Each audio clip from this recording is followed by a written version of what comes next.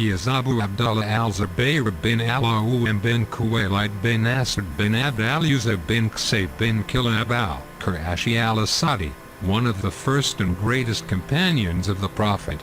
The Messenger of God called him a disciple, and he said, Al-Zubayr is the son of my aunt, and my disciple is from my ummah. So he became known as the Apostle of God's disciples. His nickname was Abdullah, and his mother was Safiya bint Abd al-Muttalib, the aunt of the Messenger of God, nicknamed him Abu al-Tahir. The nickname of her brother Zubair ibn Abdul Muttalib. Al-Zubair is the nephew of the mother of the believers, Khadija bint Khuwaylid, and his wife, Asma bint Abi Bakr.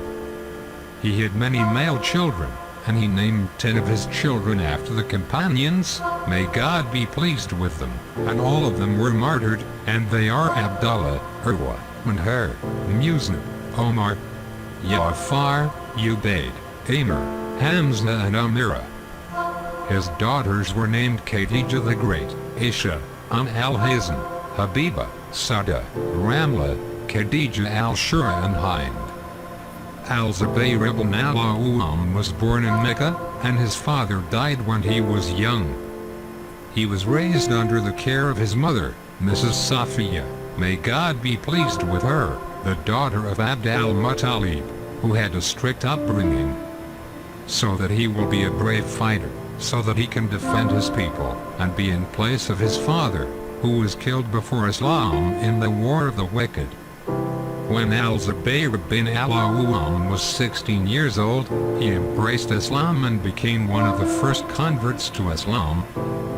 He was subjected to persecution at the beginning of his conversion to Islam, where he was frequently subjected to severe torture for the sake of his religion, and the one in charge of torturing Al-Zubayr ibn al-Awwam was his uncle. He would wrap him in mats and smoke on him with the smoke of the fire, so that his breath would narrow, and he would call him while he was tormenting him, I disbelieve in the Lord of Muhammad bin Abdullah until I ward off torment from you. So Al-Zubayr bin al-Awwam answers him in defiance, by God, I will never return to disbelief. Al-Zubayr is a strong pillar in building the pillars of Islam, and my father is a generous, brave and strong knight who does not fear death. He is the first to draw his sword in the cause of God and advocate for his noble messenger. Al-Zubayr did not lag behind in an expedition that was conquered by the Prophet of God. He witnessed Badr, and witnessed the Battle of Uhud, in which the Prophet, along with Abu Bakr, mourned him in order to track down the apostate Quraysh army to Mecca.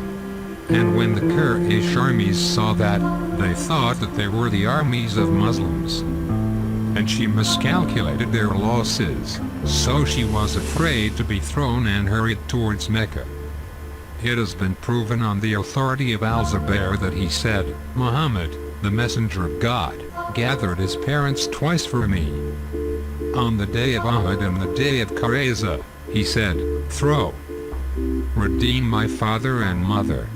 Safiya narrated that the Almighty's saying, those who responded to God and to the messenger after they were afflicted with ulcers, it was revealed in him and in Abu Bakr.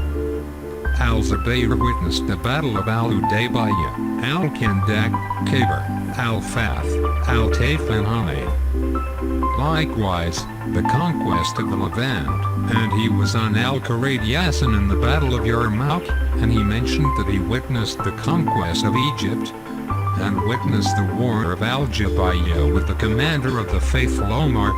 It is not surprising after this that the proverb is said by him. It is said, fares from Al-Zubayr bin al-Awwam. Perhaps one of the most important proofs of Al-Zubayr's rationality and insight into matters was his position on the day of the Camel. And he had come from Basra from Medina with the mother of the believers Aisha and Talib bin Ubaydullah, opposing Imam Ali and opposing him. And before he had pledged allegiance to him in the Caliphate, and after the mills turned and met Ali al-Zubayr on the battlefield, Ali reminded him of the hadith of the Messenger of God that he would fight him while he was unjust to him. He removed both hands from the fight. Then he retired from wars, and returned to Medina. A man from Tamim followed him. They wanted to perpetuate strife, and the outbreak of fighting between Muslims. Battle of Badr, when the Prophet Muhammad and the Muslims left Medina on the 12th day of Ramadan in the second year of migration to Badr, and there were a few dozen and 300 men. The Prophet gave the general command brigade to Musa bin Umar al-Abray al-Qurashi, and this brigade was white in color, and divided his army to 2 battalions. The Al-Muhajirin battalion, and he gave its knowledge to Ali bin Abi Talib, and the Ansar battalion, and he gave its knowledge to Sa'd bin Mu'adh. And he placed Al-Zubayr bin al-Awwam on the right side, and Al-Miqdad bin Amr, and Al-Zubayr and Al-Miqdad were the only knights in the army, and Ka'b bin Kay was on the lead. Abi Sasa, and the general leadership remained in his hand. Al-Zubayr bin al-Awwam killed Ubaydah bin Sa'id bin al-As during the Battle of Badr. He said, "On the day of Badr I met Ubaydah bin Sa'id bin al-As, who was heavily armed, and he could not see Ubaydah except his eyes, as he was called Abu that of the Ruman." Ubaydah said, "I am the father of that Ruman. I bore him with my spear. The goat stabbed him in the eye, and he died, and he said, I put my foot on it, then it stretched, and the effort was to remove it and its limbs were bent." Urwa said, "So the messenger of God asked him for it, and he gave it to him. When the messenger of God took it, he took it. Then Abu Bakr asked for it, and he gave it to him. When Abu Bakr died, Umar asked for it, and he gave it to him. When Umayyah ibn al-Khattab died, Al-Zubayr took it. Then Uthman bin Affan asked him to give it to him, and when Uthman was killed, he gave it to him. Bin Affan stayed with the family of Ali bin Abi Talib, so Ibn al-Zubayr asked for her, and she remained with him until he was killed. In the Battle of Uhud, Al-Zubayr bin al-Awwam was among those who responded to God and the Messenger after they had been infected with ulcers. The Lady Aisha, may God be pleased with her, said, "When the army of the polytheists departed from Mount Uhud, and the companions of the Messenger of God befell them, the Prophet was afraid that they would return. In the traces of the Quraysh behind them, so Quraysh heard the Prophet, peace and blessings of God be upon him and his family, sent him with Ali bin Abi Talib. May God be pleased with him, and he stood in front of the impenetrable fortress, repeating with Ali saying, By God, let us go out of what Hamza tasted, or let us open their fortress to them." Then they threw themselves inside the fortress. Banu Qurayza had a great strength of nerves, so they decided to strike terror into the hearts of those who were holed up inside the fort, and they opened its gates to Muslim soldiers, and he remained throughout the life of the Messenger of God. May God bless him and his family and grant them peace, participating in all the battles, defending Islam without attacking anyone. Al-Zubayr witnessed the Battle of Khaybar, in which Yasir bin Abi Zainab, the Jew, killed Murhab's brother. Ibn Ishaq stated, the brother of Murhab, who was Yasir, came out after him and said, "Is there a swordsman?" Hisham bin Urwa claimed that Al-Zubayr bin al-Awwam went out to him, so his mother, Safiya bint Abdul Muttalib, said, "O Messenger of God, he will kill my son." He said, "Rather, your son will kill him, God willing." So they met, and Al-Zubayr killed him. Al-Zubayr would, if it was said to him, "By God, if your sword on that day was severe," he would say, "By God, my sword was not severe, but I forced him to do so." Al-Zubayr was among those whom the Prophet Muhammad sent with Ali bin Abi Talib to seize the woman who was carrying the message of Hatib bin Abi Balta'a. So Al-Zubayr, Ali and Miqdad went and caught the woman in Radat Kak, 12 miles from Medina, and threatened to search her if she did not take out the book, and she handed it over for them. And when the Muslims entered Mecca, Al-Zubayr bin al-Awwam was the bearer of one of the banners of the three immigrants in the conquest of Mecca, where the messenger placed Khalid bin al-Walid on the right side, and Al-Zubayr bin al-Awwam on the left side, and placed Abu Ubaidah on the Bayadaka, and the banner of the answer was with Sa'd bin Ubadah. When he passed by my father Sufyan said to him, "Today is the day of the epic.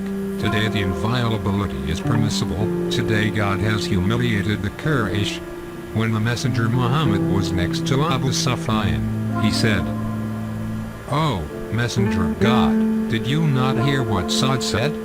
He said, "And what did he say?" He said, "So and so."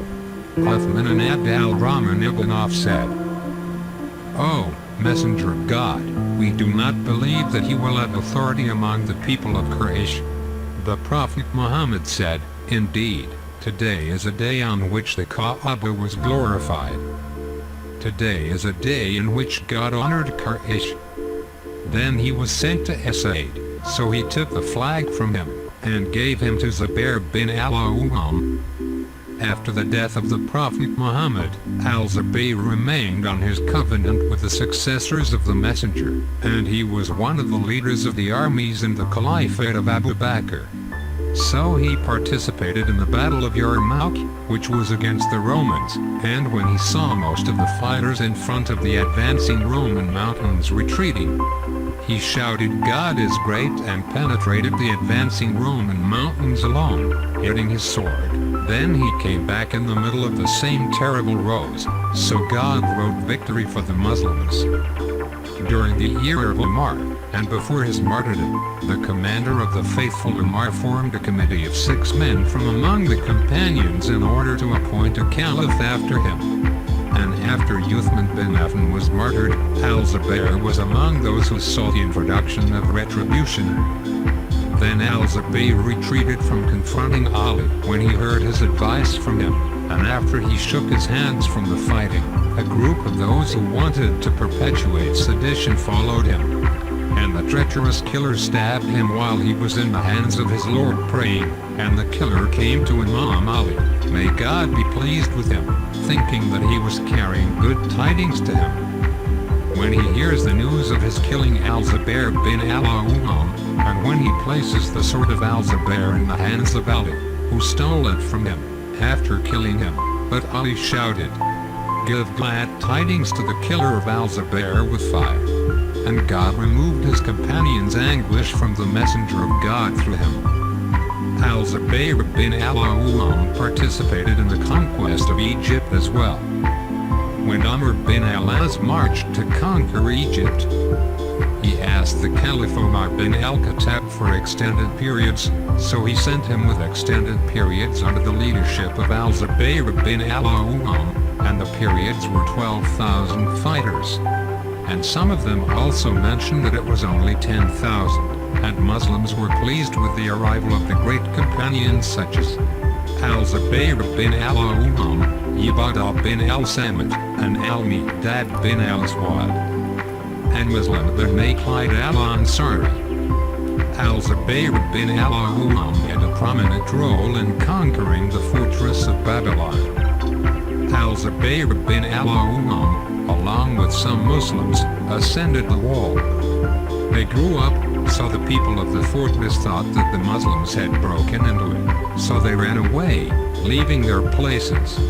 So Al-Zubayr bin al-Awwam came down and opened the door of the fort himself for the members of the Muslim army, so they entered it. In a narration, Al-Zubayr bin al-Awwam climbed the wall, so the garrison on the fort felt Al-Zubayr, so they opened the door for Amr bin al-As, and they went out to him as reconciliation. And Amr accepted the peace deal with them. Al-Zubayr bin al-Awwam descended on them and went out with them to Amr through the door, and thus the Babylon fortress was opened. Al-Zubayr witnessed the peace agreement that Amr bin al-As gave to the people of Egypt. Al-Zubayr returned to Medina. Ibn Yarmouz followed him in Wadi Saba and killed him while he was praying. When he was brought killed, Ali bin Abi Talib wept and said, "I heard the messenger of God say, Bishr killed Ibn Safiya with fire, and he was killed in Wadi Saba in Basra, in the year 36.